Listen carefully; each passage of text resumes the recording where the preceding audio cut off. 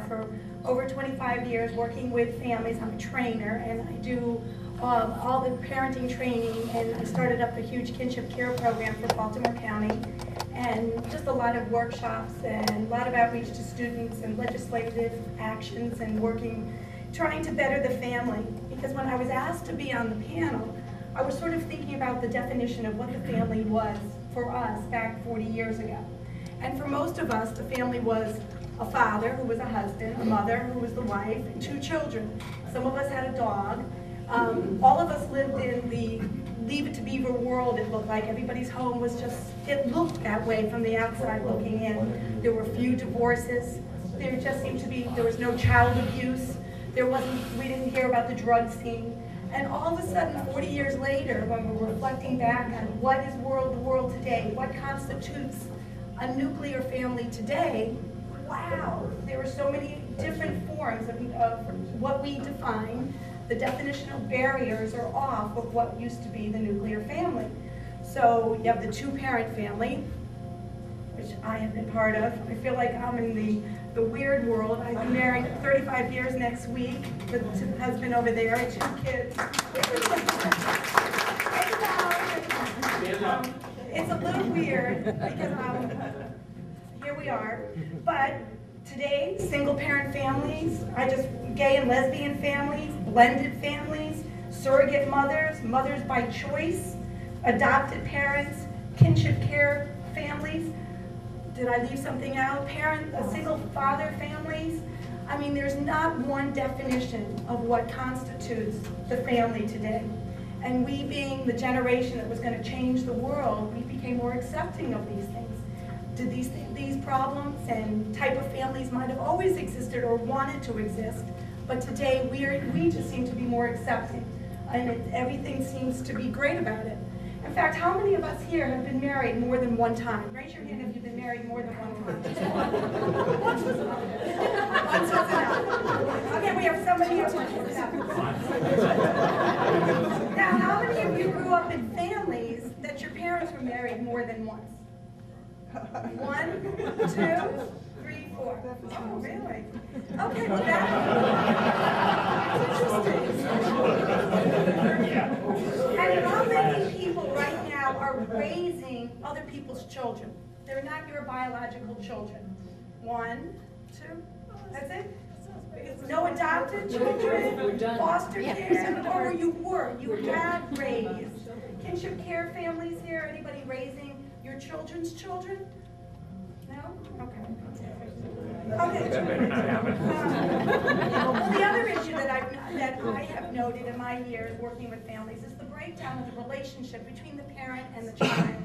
When we grew up, everybody was Mrs. So-and-so and Mr. So-and-so, and the parents called their parents mom and dad or mother or father. Today, you hear them calling them by their first names. You hear children cursing parents. There's such a barrier, their boundaries are broken down in terms of roles. And the parents have become more friends of their children. And they're pushing them to achieve more, the pressure on children today. Parents we decided we want to become the perfect parent. We want to break that barrier and have our kids come to us, talk to us about things, do the drug scene, drink with them, let them know that we're cool and we can accept their lifestyles.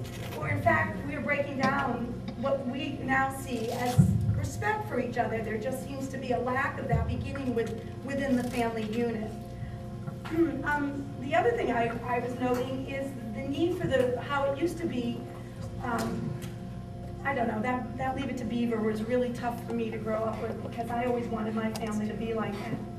And of course it wasn't. But today, the neighborhood was so essential when we were growing up that everybody in the neighborhood would look out for each other. Everybody's mother was home, and if you did something wrong, other people knew about it. It wasn't just your own parents. And today, we sold out parenthood. Parenthood is now by cell phone, email, computers.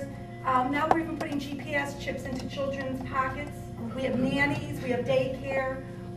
Both parents are working many times. The family unit has really broken down, and children are communicating not directly with parents on a regular basis, but through other technological ways. And I think it's really caused an impact. in who we are. Now I have a question. What are our kids going to be talking about 40 years from today? How will they define the family? And where are we going to be 40 years today when we're looking down on them? This is sort of hard. I do a lot of public speaking in my day job, but it's always talking about other things. You know, I can ramble on about how much wind energy Texas has, and with the #1 state, that's a breeze. But it's really hard to think about our lives and my life in particular, and reflect on it. And I told a friend of mine in Austin that I was going to be doing this. My friend said, that's reflecting on 40 years and what 68 means. And my friend said, you're the person I know who least likes to reflect on anything. So they were kind of surprised that I had been invited to participate. So what I was thinking more about was, and especially driving around West Hartford the last day or so, is how sheltered we were and what a privileged existence this was growing up. So I wanted to give just a couple of what seemed to me to be kind of watershed moments that I've had the opportunity to see in my travels, and kind of how I learned, just by contrast, just how sheltered and safe this place is. And one of those was seeing dead bodies by the side of the road in El Salvador back in the early 80s. And I remembered a conversation that I had with another journalist, because I was feeling very frustrated at one point that we weren't able to really get across the full force of what was happening there, and how to really communicate the importance of it and what was happening and the players. We were kind of getting just the outline of it across the United States. And then in the United States, people weren't paying all that much attention, and I was feeling kind of frustrated. And my friend said that all my impulses at the time were the right human impulses, but they were the wrong journalistic impulses. So I'm not sure that he was right, but that's what popped to mind this morning. And following that, in 1985, there was an earthquake in Mexico City, an 8.5 on the Richter scale earthquake that killed at least 10,000 people. And the thing that was really staggering to me was that buildings vanished. You know, walking out from my apartment was damaged, but did not fall. And walking out, seeing buildings that I knew were there the day before, and I thought they were still there. It was like my mind couldn't quite accept it, that buildings had just collapsed. And so it was coming to realize that the world is not necessarily a stable place, and that we can't take things for granted. I finally kind of burned out on being a journalist after a few experiences like that, and took a leave of absence from my post in Canada, and decided that Texas was going to be home, or was the place that most felt like home. And there was right after I got back to Texas, there was a horrible mass suicide in Quebec, and I heard about it on the radio, and realized that if I'd still been reporting, that I would have been there in Quebec looking at people, you know, horrible things, and I just felt this tremendous sense of relief that I was not going to have to do that anymore, and change careers. And that doesn't mean that there aren't deep things happening in the world that we should be paying much more attention to. I chose to go into a career that would let me bring together concerns about energy and the environment, and feel very fortunate to have been able to do that now for nearly 20 years. But it's been a long uphill slog, and it's only been in the last year or two that people have been wanting to pay much attention to it. So another thing that popped in mind was a conversation where we were going out to talk to some people who were developing industrial parks. This was maybe 10 years ago. And we were saying we wanted them to pay attention to their energy supply and how could they make it cleaner and more efficient. And the folks were telling us, well, our job is just to get business here. You know, we don't need to worry about where the energy is, or where it's coming from, or what it could be producing on our world. And it's been very rewarding even though I'm not applauding hardships.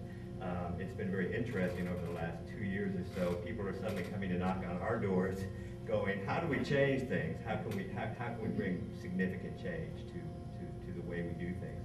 So I think we have these terrific resources here, and my sense is that we're not using them fully. I hope the legacy of 68 would be that people still in this phase of our lives, as we move on to our 60s, which is a staggering thought, that we perhaps can mobilize some of that youthful vigor and that sense that you really can change at least the way you do things,